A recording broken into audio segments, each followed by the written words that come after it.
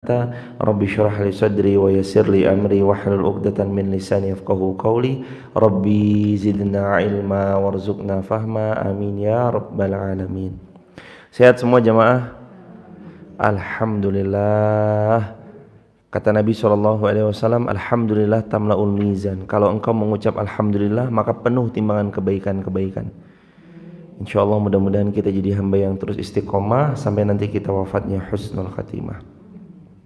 Kali ini kita dengan izin Allah, kalau Allah tolong, terus meminta kepada Allah semoga Allah karuniai kita segala kebaikan dengan segala keterbatasan, dan mudah-mudahan juga Allah Subhanahu wa taala mengizinkan kita dapat syafaat baginda Rasulullah Muhammad sallallahu alaihi wasallam. Allahumma shalli wa sallim wa zid wa an'im wa karim wa barik alaih. Jamaah sekalian, ayat ke-35 kita tilawah dulu, dan untuk sahabat-sahabat semua yang ada di TikTok, YouTube dan Instagram, kita tilawah Quran surah An-Nisa. Quran surah An-Nisa ayat ke-35.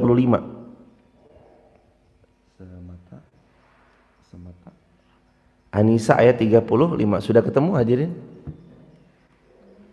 A'udzu billahi minasy syaithanir rajim. Silakan.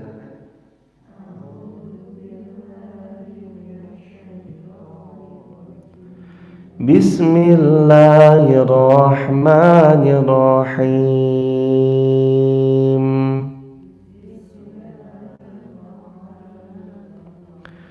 Wa in khiftum shiqaqa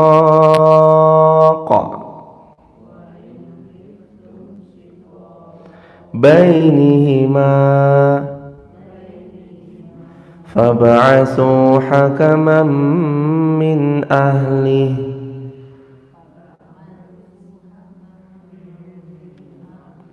wa hakaman min ahliha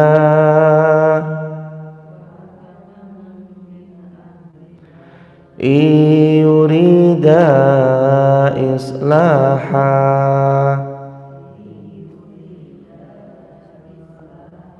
yuwaffiqillahu bainahuma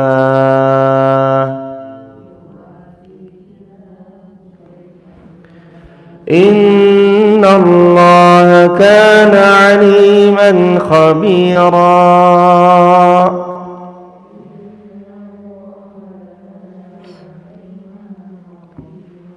Wa'budullaha wa la tusyriku bihi syai'an.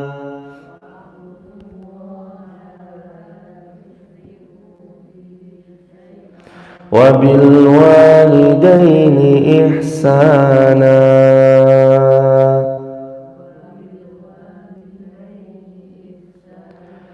وبذي القربى واليتامى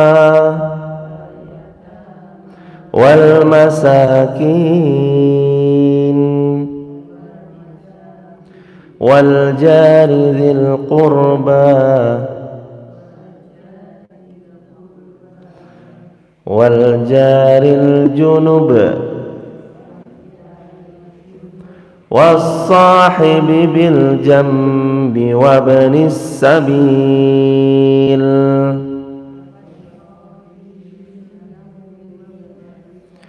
وما ملكت أيمانكم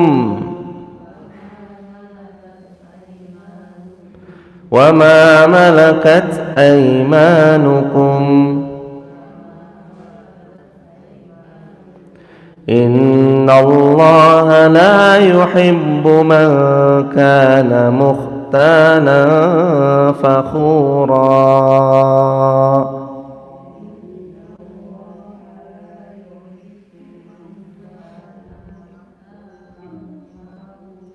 Allahumma arhamna bil Quran. Allah berfirman, dan jika kamu khawatir terjadi persengketaan antara keduanya, maka kirimlah seorang juru damai dari keluarga laki-laki dan seorang juru damai dari keluarga perempuan. Stop sampai situ dulu hadirin.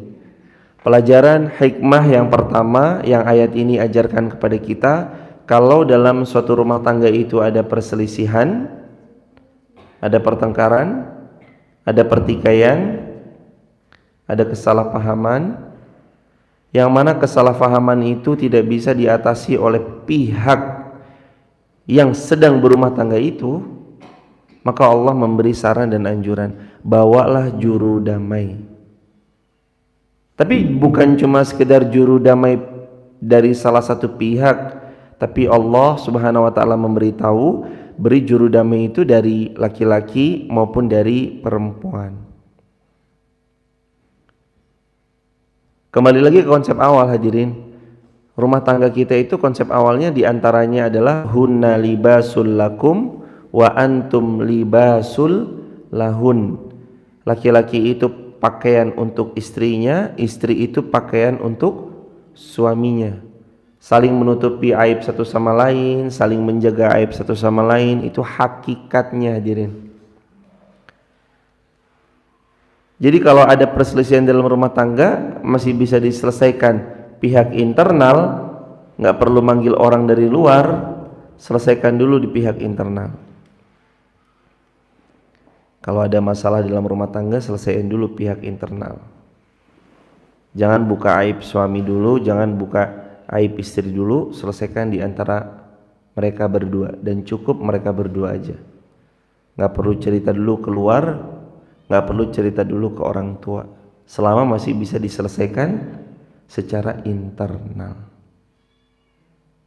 Sebagaimana Nabi SAW juga memberitahu tentang menutup aib, riwayat Muslim, yaqulu Nabi SAW, man satara musliman satarahullahu yaumal qiyamah. Siapa yang menutup aib seorang muslim, Allah tutup aibnya pada hari kiamat. Dikatakan oleh Al-Imam Ibnu Katsir rahimahullah bahwasanya beliau mengucapkan, para ulama fikih berkata, jika terjadi persengketaan di antara suami dan istri, maka harus didamaikan oleh hakim sebagai pihak penengah. Hakim itu bertugas meneliti kasus keduanya dan mencegah keduanya dari berbuat zalim. Jika urusan tetap berlanjut, persengketaannya semakin meruncing, maka hakim dapat mengutus seseorang yang dapat dipercaya dari keluarga wanita dan dari keluarga yang laki-laki untuk bermusyawarah dan meneliti masalah yang mereka sedang alami, serta melakukan tindakan maslahat bagi keduanya. Maslahatnya yakni bercerai atau berdamai. Pilihannya cuma dua,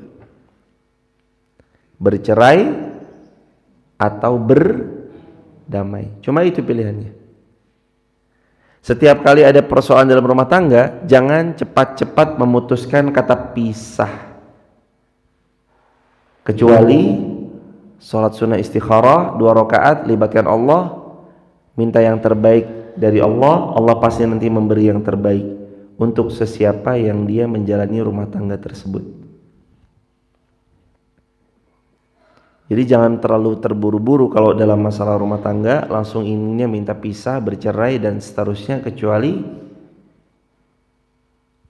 dia memperbaiki dirinya lalu memohon pertolongannya kepada Allah Subhanahu wa taala. Kalau Asiyah aja masuk surga lantaran sebab karena sabarnya menghadapi Firaun, lalu kenapa Anda yang suaminya bukan Firaun masih berputus asa? Dalam sabar menghadapinya, membersamainya, berbaik sangka bahwa ia pasti akan berubah. Tapi saya udah gak tahan, ya gak apa-apa juga, kalau toh pun akhirnya harus berpisah, gak apa-apa juga.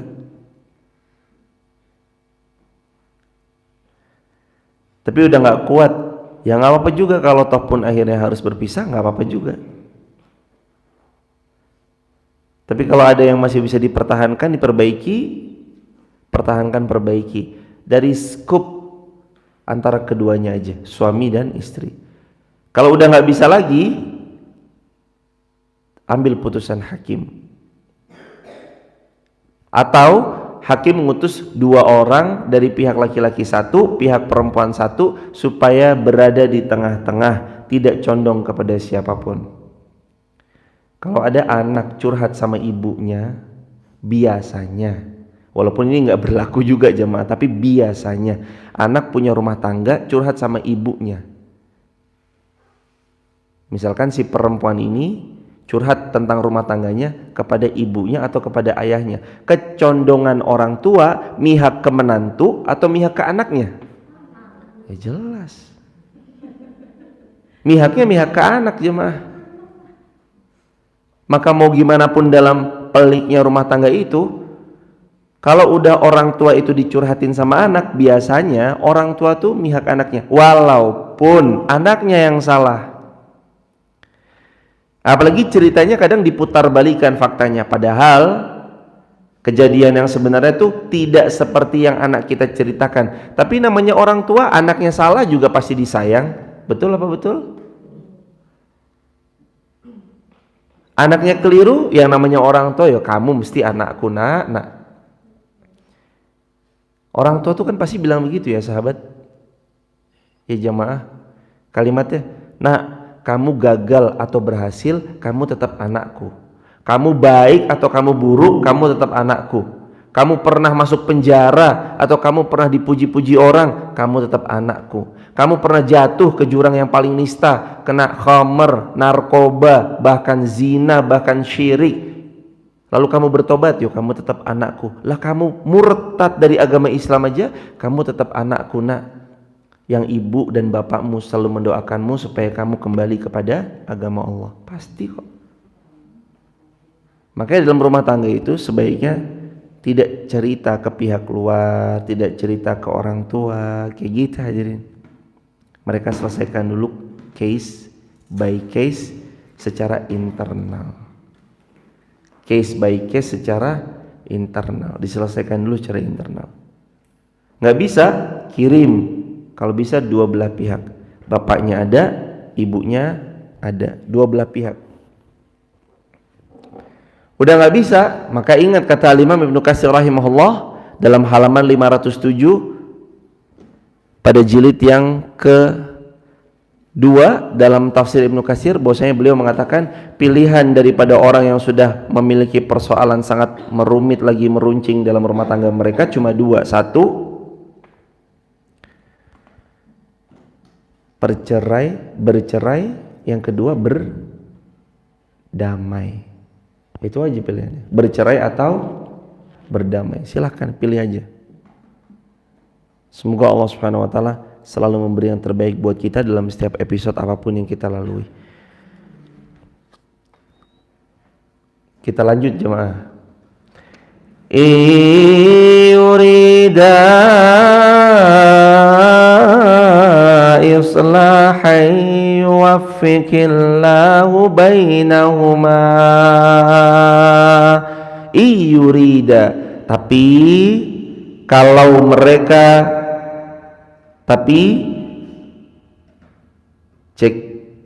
tapi kalau mereka ingin berdamai, islaha, lalu mereka mau memperbaiki diri mereka masing-masing, yuwaffiqillahu bainahuma,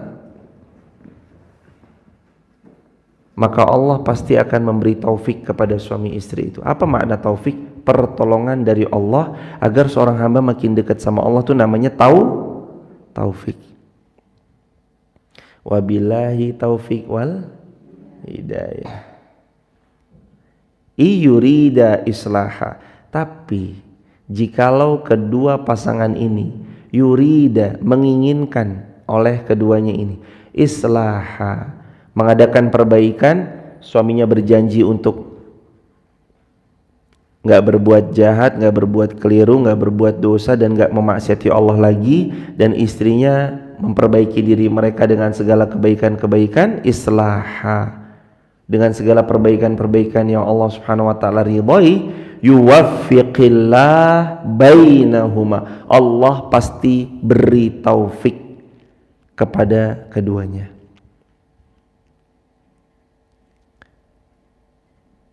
Kalau Allah sudah memberi taufik, pertolongan Allah, siapa yang bisa menghalangi? Kalau rumah tangga kita sudah ditolong Allah, siapa yang bisa mencelakai? Kalau rumah tangga kita sudah dihiasi oleh ridhonya Allah, siapa lagi yang bisa mencegahnya? Yurida islaha, Pelajaran yang kedua, jadilah suami istri yang selalu memperbaiki diri. Tulis di kolom komentar ya teman-teman TikTok, jadilah suami istri yang selalu memperbaiki diri. Perbaikan demi perbaikan demi perbaikan. Yurida islaha yuwaffiqillahu bainahuma. Kalau kalian dalam rumah tangganya terus memperbaiki diri kalian, istri memperbaiki caranya menjadi istri, suami memperbaiki caranya jadi suami, yuwaffiqillah, Allah pasti kasih taufik. Apa makna taufik? Pertolongan dari Allah agar hamba itu semakin mendekat kepada Allah. Itu namanya taufik. Allah kasih taufik untuk rumah tangga yang terus memperbaiki diri karena Allah Subhanahu wa taala.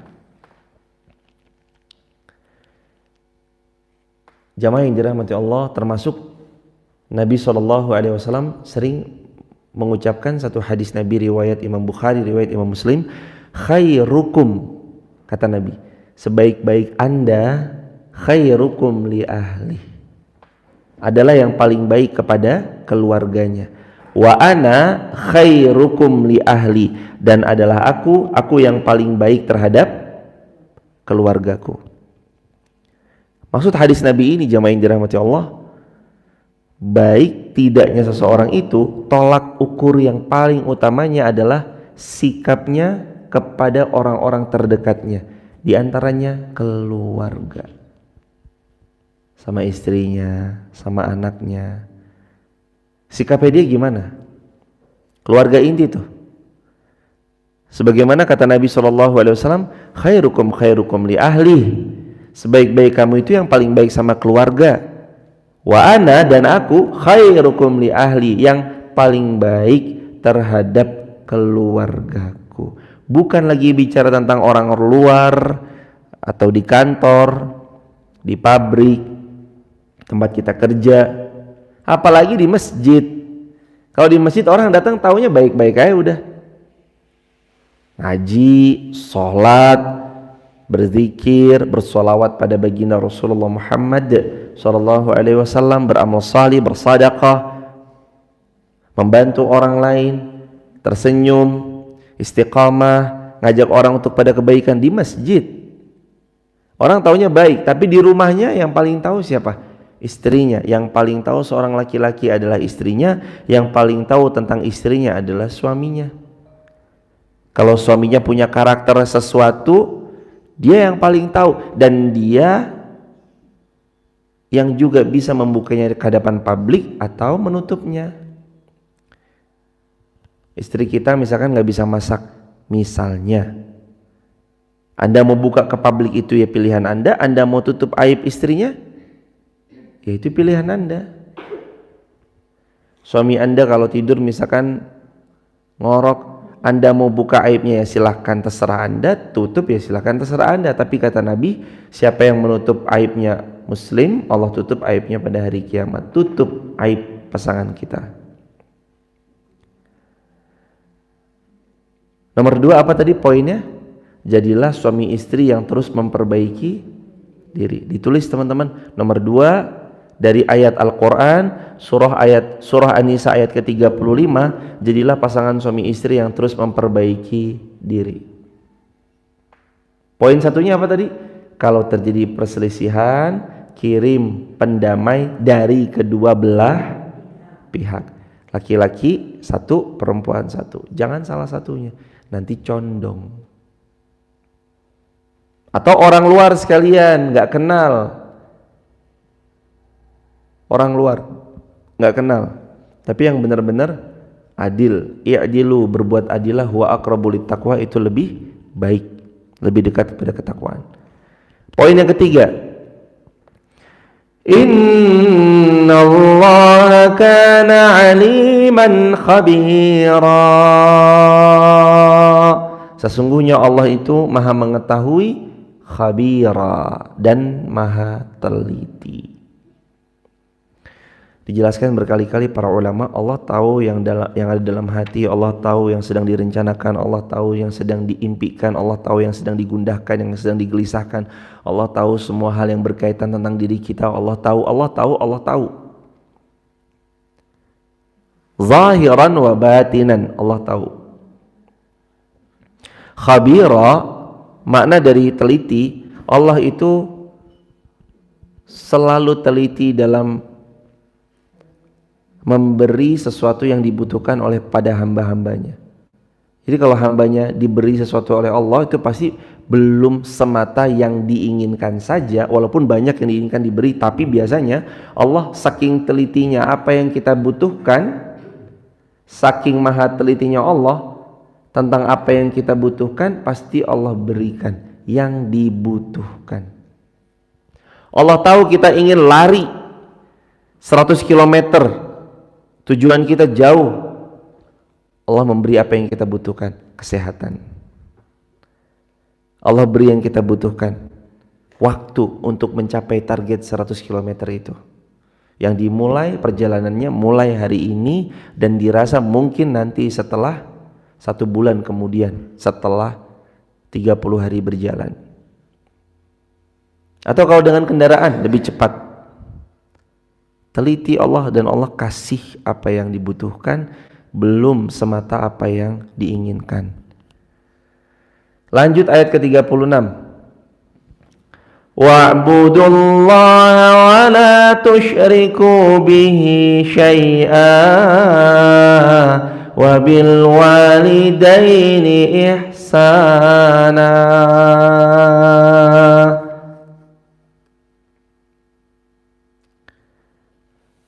Poin nomor 3 yang ayat 36 An-Nisa telah beritahu sama kita, dan sembahlah Allah saja, jangan pernah berbuat syirik. La ma'buda bihaqqin illallah. Kalau disebutkan dalam kitab tauhid, kalimatnya itu la ma'buda bihaqqin illallah. Gak ada yang berhak diibadahi dengan benar, dengan sungguh-sungguh, kecuali hanya Allah semata, dan gak ada yang lain, jemaah. Jadi kita mau ngapain aja dalam hidup ini, nanti kembali ke kunciannya, Quran surah Az-Zariyat ayat 56. Wa ma khalaqatul jinna wal insa illa liya'budun. Az-Zariyat ayat 56. Apa artinya? Dan tidaklah aku ciptakan jin, tidak juga Allah ciptakan manusia kecuali untuk ibadah kepada Allah. Atau Al-An'am ayat 160. Qul inna salati wa nusuki wa mahyaya wa mati lillahi rabbil alamin. Aku salat, manasik, hidupku, matiku, semuanya hanya untuk Allah, Rabb semesta alam. Itu makna dari wa'budullaha wa la tusyriku bihi syai'a. Sembahlah Allah saja dan jangan kamu berbuat syirik. Terus poin yang keempat, ayat ke-36, wabil walidaini ihsana, dan kepada kedua orang tuamu berbuat baiklah engkau. Atau dikatakan oleh Al-Imam Ibnu Katsir rahimahullah, Allah berwasiat untuk hamba-hambanya agar hamba-hambanya selalu berbuat baik kepada kedua orang tuanya, dan Allah telah menjadikan kedua orang tua sebagai sebab yang mengeluarkan kamu dari penjara dunia menuju kepada syurganya Allah Subhanahu wa taala, dan menjadikan kedua orang tua sebagai sebab yang mana dengan kedua orang tua lahirlah engkau ke dunia. Seringkali Allah menggandingkan antara ibadah kepada Allah dengan berbuat baik kepada kedua orang tua. Ini menunjukkan bahwasanya tingginya kedudukan orang tua di mata Allah Subhanahu wa taala. Tingginya kedudukan orang tua dalam syariat Allah Subhanahu wa taala. Tinggi kedudukannya orang tua. Bahkan ini ayat menyebutkan nomor satunya jangan syirik, nomor duanya berbakti kepada kedua orang tua. Maknanya kan haknya Allah lalu haknya orang tua. Allah ini udah gandingannya Rasul ya jemaah. Allah dan Rasulnya lalu orang tua.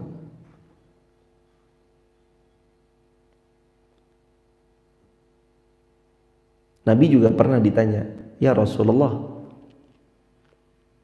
ayu a'mal ahabbu ilallah, amal apa yang paling Allah cinta? 3. Jawab Nabi. Yang pertama, as-salatu ala waktiha, kamu SOT, salat on time. Yang kedua, birrul walidain.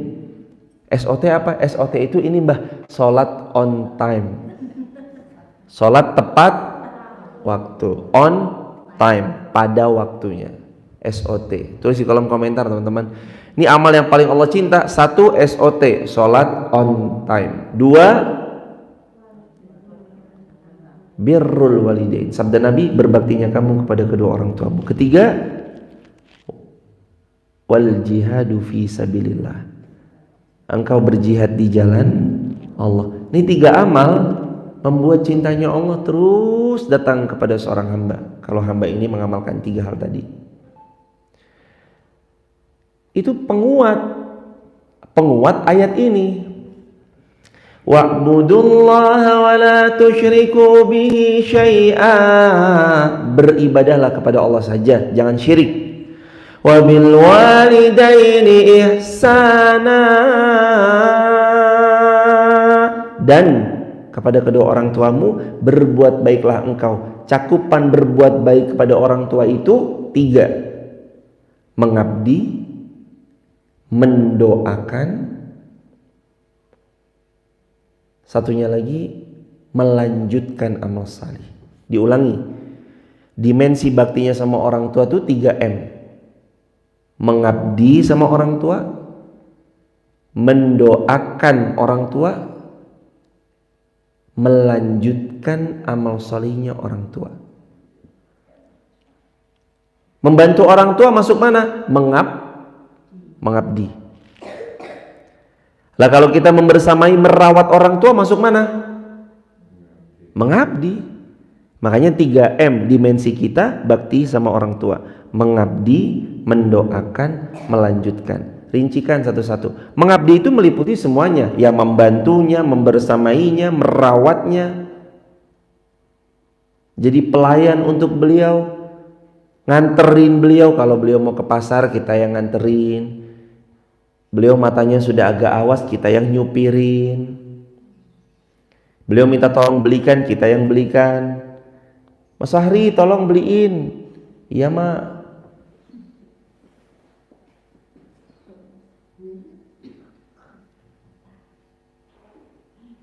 Itu kan dimensi kita bakti sama orang tua, ya nggak Mas Fahri? Mas Fahri tolong beliin gas. Baik mak. Irfan tolong ya beli bawang. Siap Uti. Beli bawang. Dimensinya itu mengabdi. Yang namanya orang ngabdi, dia tahu kepada siapa beliau mengabdi. Tentu paling urutan pertama adalah ngabdi kepada Allah dan Rasulnya. Tapi kan nomor 2-nya kita mengabdikan diri kita kepada kedua orang tua kita. Sabda Nabi SAW, ibumu itu pintu syurgamu, ayahmu pintu syurgamu. Saat salah satunya telah tiada, maka kata Sayyidina Abdullah bin Abbas, sungguh engkau melihat salah satu pintu syurgamu itu sudah tertutup, sisa satu pintu lain terbuka, maka berbaktilah.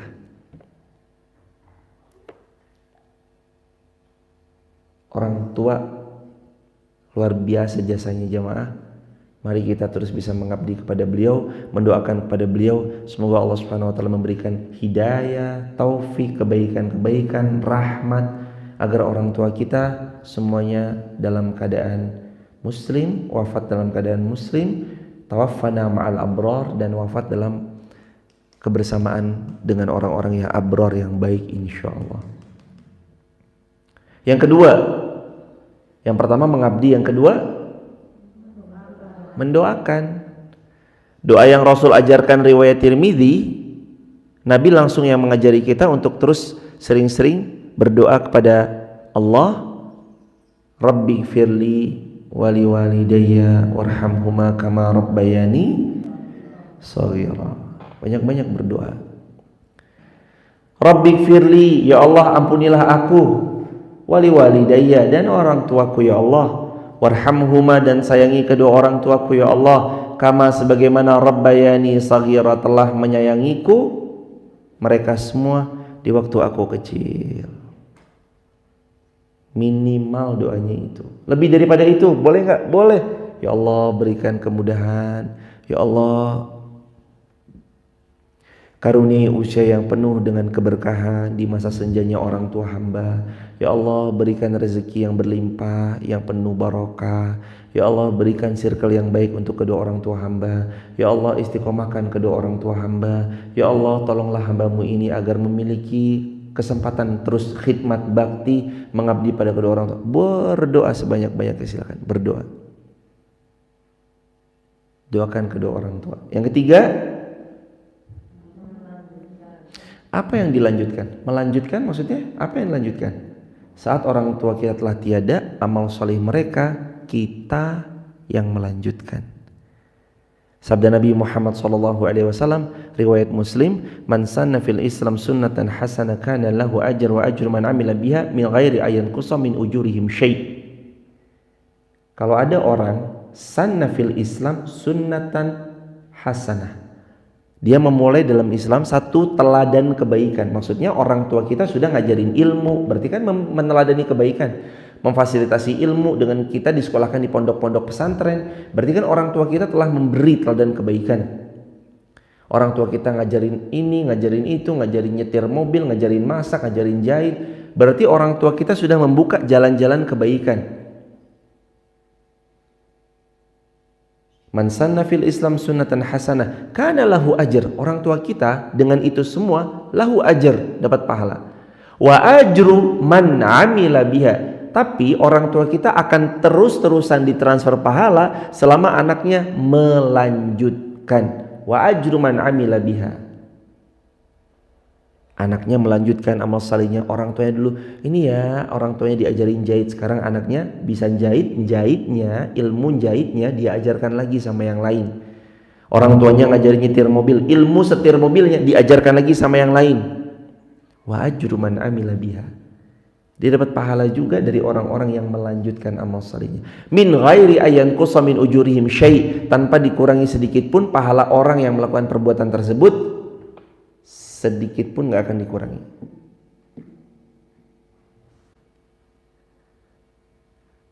Ini dimensi bakti kita sama orang tua. Salah satunya adalah melanjutkan amal salih mereka. Orang tua kita suka sedekah, lanjutin sedekah-sedekah beliau. Orang tua kita rajin tiap Jumat bagi-bagi. Ada sayur mayur, tahu, tempe, telur, daging ayam. Lanjutin perjuangan orang tua kita. Simbahnya kita setiap Jumat itu pasti di depan rumahnya bagi-bagi nasi gratis misalkan. Lanjutin. Simbah kita punya teladan kebaikan, lanjutin. Lanjutkan perjuangannya. Jangan terhenti jemaah. Yang buruk diputus, yang baik dilanjut. Yang buruk diputus, yang baik ya diterus atau dilanjut. Coba tulis di kolom komentar ya teman-teman TikTok. Dari leluhur kita, orang tua, kakek, nenek, mbah buyut, kalau ada yang baik diterus, kalau ada yang buruk diputus. Kalau ada kebaikan ya diterus, kalau ada keburukan diputus. Jadilah kita ini harus ngomong begini jemaah. Ya Allah, kalau ada keburukan dari kedua orang tuaku atau leluhur-leluhurku, jadikan aku pemutus mata rantai keburukan itu. Dan kalau ada kebaikan dari leluhur-leluhurku, dari kedua orang tuaku, jadikan aku sebagai penerus amal salih itu. Pemutus atau penerus. Kalau keburukan ya kita putus, kalau kebaikan ya kita jadi penerus. Sahabat sekalian yang dirahmati Allah, wa bidzil qurba wal yatama wal masakin wal jari dzil qurba wabil walidaini ihsana wabidil qurba. Allah berfirman dalam ayat ini setelah satu Allah dan Rasulnya, dua orang tua, tiga wabidil qurba. Coba dibaca artinya. Kepada siapa lagi kita harus berbuat baik? Dan kepada karib kerabat, orang terdekat. Siapa sih? Orang terdekat itu siapa jemaah? Saudara yang ada hubungan rahim. Berikutnya, orang yang pintu rumahnya paling dekat sama kita. Berikutnya, orang yang dekat secara circle sama kita. Diulangi, satu, orang yang dekat secara rahim. Dalam hal ini tuh ya kakak, adik, sepupu, keponakan, dan yang lainnya, kayak gitu. Terus berikutnya hadirin sekalian, orang yang pintu rumahnya dekat sama kita. Siapa berarti? Tetangga. Karena nanti kalau rumah kita kebakaran, kakak kita yang satu di Papua misalnya, kakak kita nomor 2 di Jakarta, kakak kita nomor 3 di Palembang, adik kita anak keempat misalkan, adik kita nih yang nomor 5 lokasinya di Makassar, adik kita yang nomor 6 lokasinya di Aceh. Dari 6 bersaudara ini, kalau kita di Wonosobo kebakaran, yang nolong siapa? Tetangga. Kalau kita mau pergi-pergi nitip rumah ke siapa? Tetangga. Bu, tak tinggal dulu nggih ke Bali. Titip rumah nggih, Bu? Ya. Oh, sekaligus nih saya mau nitip jamaah. Besok Jumat tanggal 1 sampai tanggal 6 mohon izin kami ke Papua. 7, 8, 9 kami ke Padang, 10, 11 kami ke Jakarta, 12 sampai 15 Wonosobo. Kami ada di Wonosobo. 12 sampai 15 kami ada di Wonosobo, 16 kami di Yogyakarta. Jadi nanti insya Allah 12 sampai 15 kita ketemu lagi. Tapi besok subuh tetap ada. Kami berangkatnya nanti kiranya sekitaran sebelum Jumatan. Hari Jumat sebelum Jumatan. Jadi besok tetap ada. Insya Allah.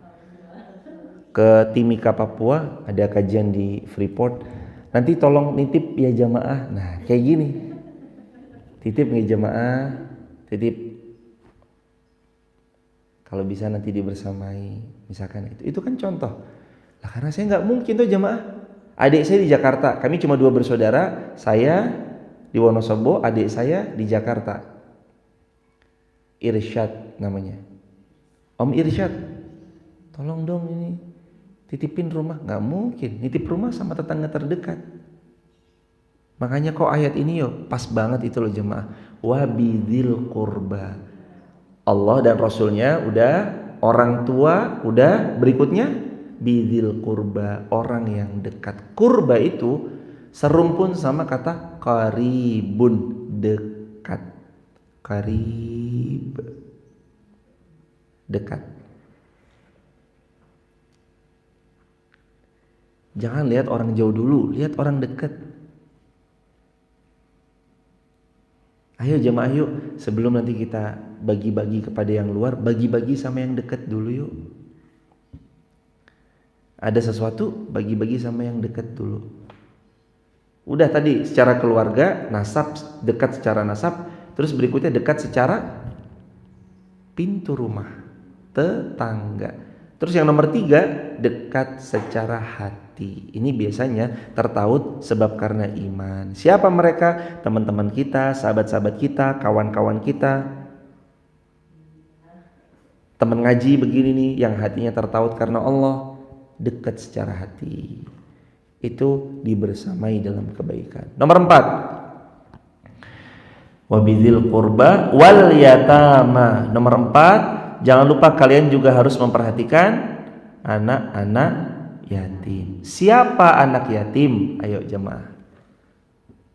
Adalah mereka yang telah tiada ayahnya. Disebut yatim sampai kapan mereka yatim? sampai kata para ulama baligh. Sampai usia mereka baligh. Jadi ibu-ibu jangan ngaku-ngaku lagi nih. Saya yatim Ustaz. Umurnya berapa Bu? 50 tahun gitu. Karena ini kata ulama secara fikih maksudnya, bahwa secara fikih itu disebut yatim sampai pada usia baliknya. Karena dalam Islam kewajiban orang tua menafkahi itu adalah sampai balik. Lepas balik memang diajarkan dalam Islam anak-anak itu mandiri. Rata-rata balik taruhlah misalnya jamaah rata-rata balik 12 tahun. At least satu SMP. Memang dalam Islam itu diajarkan satu SMP itu udah mandiri, udah punya penghasilan sendiri, berdiri di atas kaki sendiri, berdagang sendiri. Terus kita nih kok kayak ada skema yang sebenarnya ini skemanya kok agak begini ya. Maksudnya anak-anak kita tuh kayaknya mandirinya tuh nanti setelah umur 22 tahun lulus sarjana S1, padahal enggak. Saya tahu persis jamaah, ada jamaah ngaji. Beliau nggak kuliah, tapi Allah titipkan alhamdulillah toko yang cukup lumayan besar buat beliau. Nggak kuliah padahal. Lah kok bisa?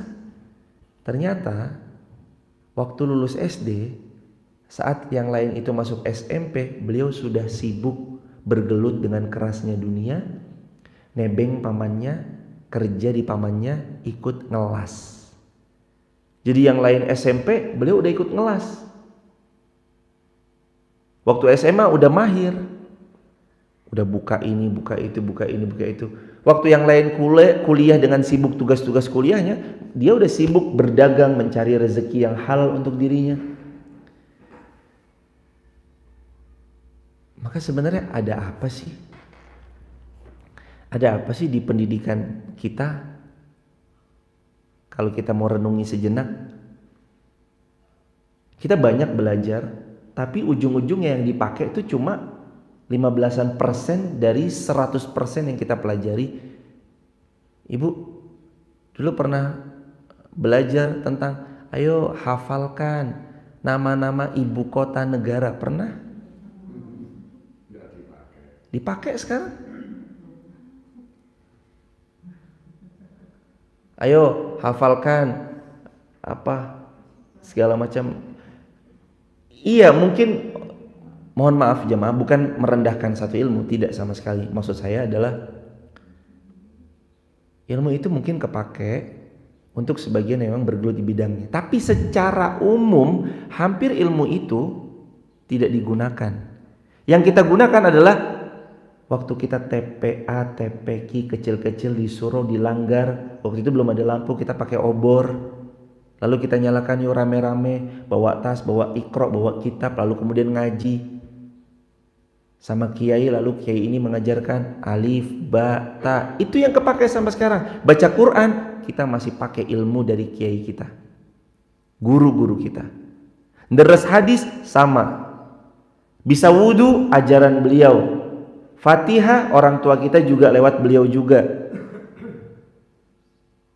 Itu dipakai terus sampai nanti kita wafat terus dipakai. Lah makanya ada hal apa nih yang menjadi pertanyaan, yang menjadi soal, apa yang dipelajari? Apakah memang seharusnya demikian atau sebenarnya harusnya nggak gitu loh? Rasulullah waktu mendidik Sayyidina Abdullah bin Abbas di atas unta beliau, riwayat Imam Tirmidzi dan Muslim, Nabi mendidik Abdullah bin Abbas. Sayyidina Abdullah waktu itu umurnya antara kata ulama 5 sampai 6 tahun. Berarti kan kelas 1 SD. Apa ajaran Nabi? Ihfadillah yahfazka. Nah, jaga Allah nanti Allah jaga kamu. Ihfadillah tajidhu tujahak. Jaga Allah, Allah yang akan jadi pelindungmu. Idza sa'alta fas'alillah. Nah, mintanya sama Allah langsung. Wa idza sta'anta, kalau kamu mohon pertolongan, fasta'in billah, mohon pertolongan langsung sama Allah. Coba bayangin. 1 SD materinya materi tauhid. Kita belajar A, belajar B, belajar C. Lalu waktu kita habis di sana. Padahal sejatinya ada hal yang boleh jadi lebih urgent untuk dipelajari. Al-Quran salah satu. Ini kan gudang ilmu, sumber ilmu. Jamaah tadi kita ngaji 2 ayat, dapat berapa hadirin? Dapat berapa kebaikan, berapa poin? Yang pertama tentang rumah tangga. Bagaimana dalam rumah tangga kalau ada perselisihan, datangkan juru damai. Lalu poin yang kedua, kalau mereka ingin memperbaiki diri, maka jadilah suami istri yang terus memperbaiki diri. Terus yang ketiga, sembahlah Allah, jangan berbuat syirik. Yang keempat, kepada kedua orang tua berbuat baik. Yang kelima, berbuat baik juga kepada karib kerabat yang dekat. Coba, ini ilmu kepakai semua atau enggak? Kepakai semua. Adab-adab bertetangga, sifat kita dalam adab-adab kita dalam bertetangga, adab-adab kita dalam membersamai orang tua. Nanti orang tua yang masih hidup berbeda lagi adabnya, orang tua yang sudah wafat beda lagi adabnya. Nggak sama.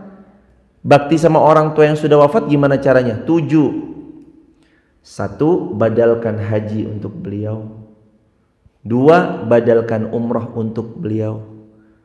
Ketiga, doakan beliau. Keempat, lanjutkan ilmu beliau. Kelima, sambung tali silaturahmi dengan karib kerabat beliau. Keenam, sedekah, infak, wakaf atas nama beliau. Ketujuh, kurban atas nama beliau. Itu bakti kalau orang tua udah nggak ada. Kalau kita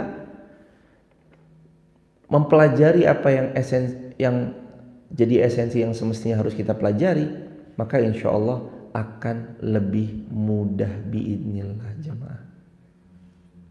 Bukan berarti ilmu yang lain gak penting, tidak sama sekali enggak, tetap penting sesuai dengan bidangnya masing-masing. Tapi kita harus tahu pondasi kuatnya bangunan itu ada pada cakar ayamnya. Maka yang kita fokuskan tentang anak-anak kita adalah gimana mereka berpikir benar, mereka berpikir yang powerful, mereka berpikir yang lurus sesuai dengan fitrahnya sebagai seorang manusia, mengabdi kepada Allah Subhanahu wa taala, berkhidmat kepada agama Allah Subhanahu wa taala. Diajarkanlah ilmu-ilmu agama sebagai pondasi yang kuat, apalagi bilangan usianya cukup dibilang SD, TK. Itu memang berpikir harus berpikir benar. Fitrah mereka.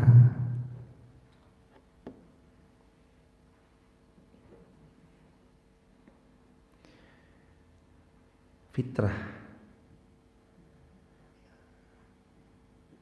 Teman-teman di Wonosobo, kalau ada yang nonton live ini dari Wonosobo,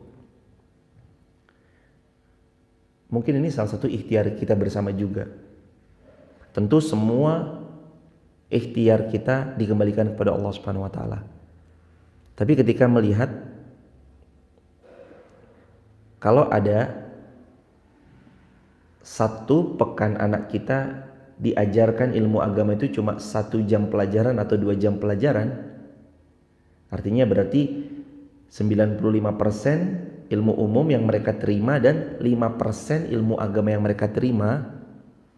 Maka kadang di hati ini ada rasa yang menginginkan, kenapa sih ilmu agamanya kok cuma 5%? Maka daripada itu, dengan pertolongan Allah, maka kita biidznillah bareng-bareng lagi ikhtiar opsikan sekolah hafiz Quran Masjid Muhammad Al-Fatih. Yang dimana di sekolah hafiz Quran Masjid Muhammad Al-Fatih yang kelasnya di balik ini itu 90%-nya agama, Al-Quran, hadis Nabi, agama, Quran, hadis Nabi, adab, akhlak, fitrahnya menyesuaikan sama fitrahnya anak, mengenal Allah, tentang tauhid, mengajarkan syariat Allah. Memahami mereka tentang ini loh, ilmu yang paling keren, paling the best, tetap pengajaran dengan pengajaran yang fun. Mereka bermain di alam, mereka berbaur sama alam, mereka menjaga dan merawat tanaman-tanaman, mereka juga menanam stroberi di sebelah sana. 10%-nya ilmu umum. Mereka diajari juga tentang pelan-pelan nanti diajarkan, didatangkan tentang fisika, kimia itu, tapi 10% kapasitasnya. Yang penting mereka keluar dari sini besok tahun pertama bisa zikir pagi, bisa zikir petang. Mereka kalau bisa keluar dari sini wudu dengan baik dan benar. Mereka keluar dari sini bisa bacaan sholat dari awal Allahu Akbar sampai salam. Mereka keluar dari sini membawa 2 juz hafalan 1 tahun. Membawa 1 tahun mereka naik kelas, nanti kelas 2 juz hafalan, dan alhamdulillah sudah banyak yang setoran 1 juz sudah selesai setoran 1 juznya. Sedang yang proses juz yang ke-29, juz 30 sudah banyak yang setoran, juz 29 lagi proses. Sama 1 tahun pertama 100 hadis yang mereka kalau bisa bukan cuma hafal tapi mereka ngamalin. Pelan-pelan kami mohon pertolongan kepada Allah. Ya Allah, kirimkan untuk SHQ MAF guru-guru yang semoga engkau ridhoi, guru-guru yang mumpuni. Allah hadirkan Ustadz Ilham hafiz Quran, Ustazah Zumrah hafiz Quran dari Kalibeber, Ustazah Iyos juga beliau adalah seorang yang pengalaman atas pertolongan Allah. Itu dalam rangka ikhtiar jemaah. Ikhtiar supaya generasi kita mudah-mudahan Allah izinkan menjadi generasi-generasi yang mencintai Quran, hidup sama Quran, mereka daily life-nya bareng Quran. Maka kami tahu ini nggak bisa sendirian, kami mohon betul doa dari jamaah. Doain terus jamaah, doain. Besok kelak, mungkin sekarang belum kerasa ya, yang sekarang kerasa mungkin anak kecil, bocil, nangis. Namanya kelas 1, kadang ada yang ngompol. Mungkin sekarang baru itu, tapi besok 5-10 tahun lagi kita akan rasakan nih. Anak-anak muda yang kelak meramaikan. Mereka kan kelak jadi anak muda kan berarti. Kalau sekarang umur mereka 6 tahun, tambah 10 tahun, 16 tahun lagi. 16 tahun lagi. 10 tahun lagi mereka umur 16, maka pada usia-usia 16, insya Allah jadi anak-anak muda yang kelak khidmatnya untuk agama Allah. Jihadu fi sabilillah. Bukankah padi tidak ditanam dan dipanen dalam 1 hari? Padi ditanam, 3 bulan menguning, bulan keempat panen.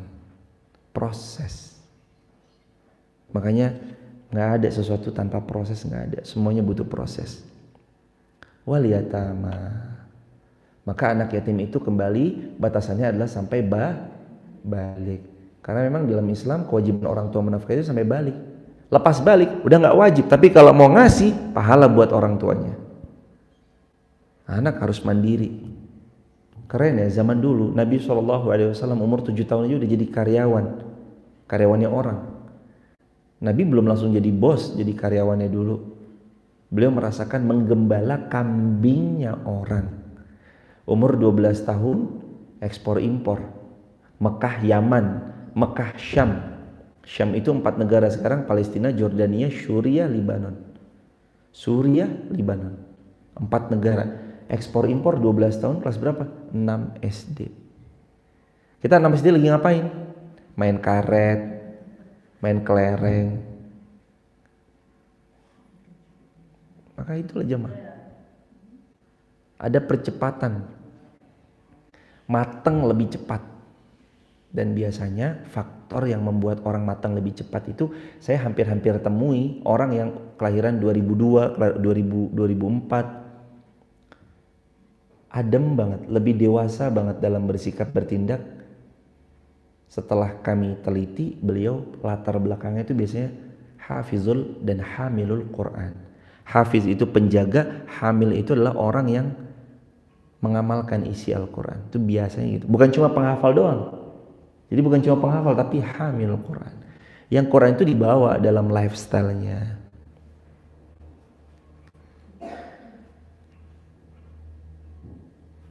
Ketemu sama ustadz-ustadz yang ngafalin Quran di sini. Umurnya kelahiran 2002, tapi kok sikapnya kayak dewasa banget. Melampaui usianya yang pada umumnya. Ternyata pembawaan itu didapat karena dekat. Seringnya dia berinteraksi dengan Al-Quran. Makanya itu cuma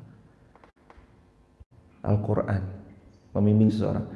Peradaban Islam itu dipimpin oleh orang-orang yang kecerdasan yang melampaui para profesor. Siapa guru-guru mereka? Guru-gurunya adalah ulama. Guidance mereka apa? Al-Quran. Dzalikal kitabu la raiba fihi hudal lil muttaqin. Petunjuk mereka itu Quran. Guru mereka ulama.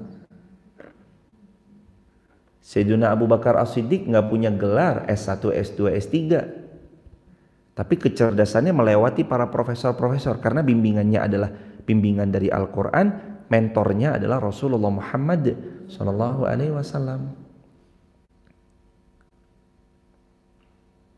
Nah, hadirin yuk, jangan jauhkan jamaah, jangan jauhkan anak-anak kita dari Al-Quran, jangan jauhkan cucu-cucu kita dari Al-Quran,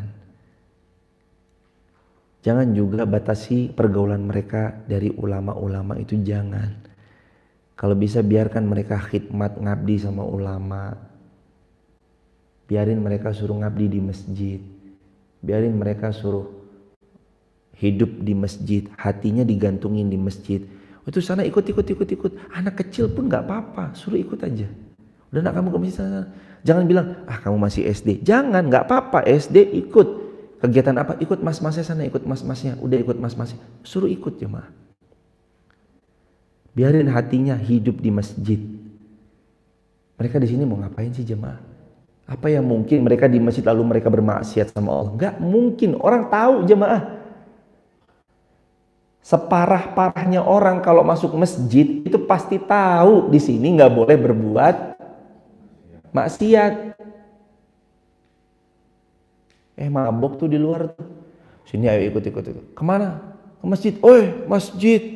Mabok ini janganlah. Orang pasti mikir ya pemabuk sekalipun. Dia tahu, dia punya hati, karena Allah ciptakan hati manusia itu ada sensor kebaikan secara otomatis.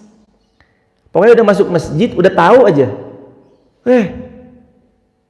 Udah ada di traktir benar, traktir mabok, iya, tapi pakai uang masjid. Mungkin dia bisa istighfar kali, astagfirullah, traktir mabuk pakai uang masjid. Jangan, ngawur ente. Mending pakai uang sendiri deh. Dia pasti bakal mikir gitu jemaah. Ya udah, makanya nih ada uang masjid, udah deh buat beli nasi padang, ajakin ntar kesini. Orang udah tahu jemaah, makanya duduk di masjid, anak kita habiskan waktu di masjid, support mereka di masjid. Nakku ikut ke masjid nak. Tapi mas-mas semua ya bu, nggak apa-apa sama mas-mas, dah ikut sertakan. Anak kita nanti tumbuh insya Allah dalam circle yang baik, orang-orang yang baik, bersama mereka yang baik. Wal yatama, anak yatim. Yang kelima, keenam, ketujuh nanti kita lanjut besok lagi tentang wal masakin, wajari dzil qurba, wajaril junub, wassahibi bil janbi, wabnis sabil, wama malakat aymanukum, innallaha la yuhibbu man kana mukhtalan fakhur. Ini kita bahas besok insyaallah. Berarti lanjutan poin berapa? Ini poin ke berapa? Keenam. Berarti nanti kita lanjutkan poin-poin berikutnya. Kita akhiri dengan alhamdulillahirabbil alamin, kafaratul majlis, subhanakallahumma bihamdika asyhadu an la ilaha illa anta astaghfiruka wa atubu ilaik. Barakallahu fikum. Satu pertanyaan terakhir ada? Fadhal, masuk. Di luar tema ya.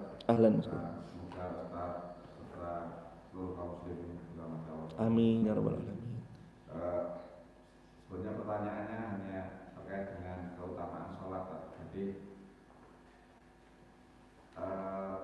kita jumpai masjid dekat kita itu bisa dikatakan kadang ada jamaah, kadang enggak. Terus ada masjid lain yang jaraknya lebih jauh, itu pasti ada jamaah juga. Jadi kita lebih utama pilih yang mana, menghidupkan masjid yang dekat atau ikut jamaah di masjid yang dekat. Jazakumullah khairan jazak. Matur nuwun banget Masku. Terima kasih pertanyaannya. Semoga Mas Edi surga dimuliakan Allah, diberkahi Allah, dan semua jamaah dimuliakan Allah dunia akhiratnya, dan jamaah online pun dan seluruh kaum muslimin juga demikian. Nabi bersabda, jawaban atas pertanyaan itu, kata Nabi SAW, salatul jama'ati tafdolu min salatil fardi bisab'ina wa ishrina darajat. Salat kalian berjamaah itu dengan salat kalian sendirian itu lebih baik 27 derajat.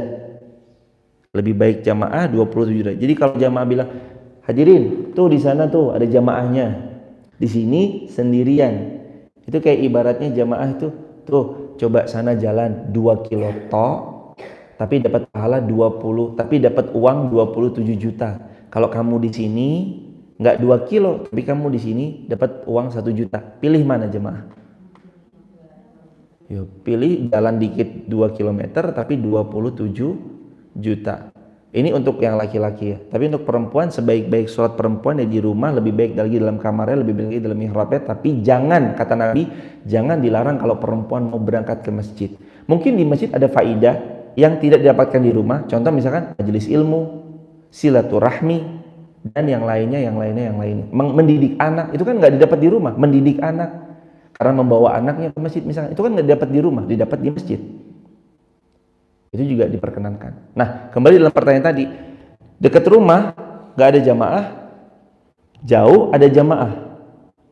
Sering dinasihati oleh para ulama, utamakan dulu yang ada jamaah. Meskipun demikian, ulama juga pasti menganjurkan, adakan juga jamaah yang dekat supaya hidup. Yang dekat nggak ada jamaahnya, ya kita yang menghidupkan berarti. Wah, tapi agak-agak mudah ya, udah setahun, 2 tahun, 3 tahun jalan ini kok tetap kosong, terus sikap saya harus gimana? Bismillah. Maka sikapnya harus, kalau bisa memang utamakan dulu yang berjamaah silahkan, agak jauh sedikit nggak apa-apa, tapi nanti sambil dihidupkan juga yang dekat. Seperti itu Mas, semoga Allah memuliakan, memudahkan segala urusan-urusan kita. Salam keluarga di rumah jamaah. Kita akhiri dengan kafaratul majlis sekali lagi. Subhanakallahumma bihamdika asyhadu an la ilaha illa anta astaghfiruka wa atubu ilaik. Buat teman-teman di TikTok, YouTube, Instagram, kalau ada yang mau bergabung di grup WhatsApp kajian kami, isinya adalah video pendek dakwah kami, info-info tentang seputar dakwah kami, dan besok kami di Papua, salah satunya adalah di Masjid Baitur Rahim, itu Kuala Kencana, Tembagapura, Timika, Papua. Untuk sahabat-sahabat kalau ada di Papua, ayo kita silaturahmi bareng, kita belajar bareng. Sampai jumpa di Papua hari Ahad. Insyaallah besok kami berangkat. Jumatnya kami sudah berangkat, Ahadnya itu di Masjid Tembagapura itu. Barakallahu fikum.